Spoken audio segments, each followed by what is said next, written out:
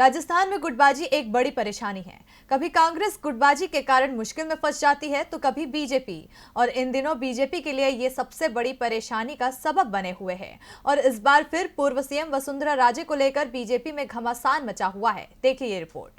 BJP जहां दूसरी party में फूट डलवाने की कोशिश में रहती है, तो वहीं राजस्थान में इन दिनों बीजेपी खुद अपनी ही पार्टी में गुटबाजी की वजह से परेशान है। दरअसल इन दिनों वसुंधरा राजे समर्थक और विरोधी आमने सामने हैं। वसुंधरा राजे समर्थकों ने एक दफा फिर बीजेपी से मांग की है कि वसुंधरा राजे को राजस्थान में बीजेपी का चेहरा बनाया जाए, जिसके लिए राजे समर्थक और बीजेपी विधायक प्रताप सिंह सिंघवी ने दावा किया कि राजे ही राजस्थान में बीजेपी का लोकप्रिय चेहरा है।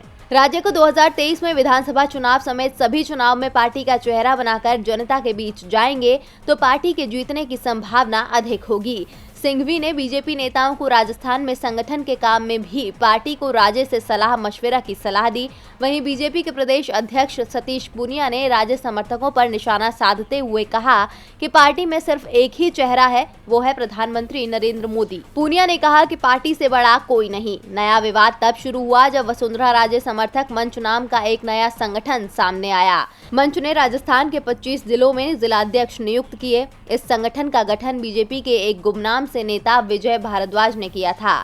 संगठन का उद्देश्य राजे के कामों को जनता तक पहुंचाना और 2023 में राजे को सीएम बनाना है। इसके साथ ही राजस्थान बीजेपी ने संगठन की गतिविधियों और इससे जुड़े नेताओं की जानकारी जुटानी शुरू कर दी है और इस मामले की पूरी जानकारी राष्ट्रीय नेतृत्व को भी दी गई है। आपको बता दें कि कुछ महीने पहले ही वसुंधरा राजे के नाम से जिलावार फेसबुक पेज बनाए गए थे। वसुंधरा राजे समर्थकों को आशंका है कि राजे को पार्टी में किनारे किया जा रहा है। इसे राजे समर्थकों की पार्टी पर दबाव बनाने की मुहिम के रूप में भी देखा जा रहा है और इसी के चलते वसुंधरा राजे समर्थकों की मांग ने बीजेपी में हलचल मचा दी है। अब ऐसे में बीजेपी इस हलचल को शांत करने के लिए क्या रास्ता निकालेगी, ये देखना दिलचस्प होगा। डीबी लाइव की रिपोर्ट।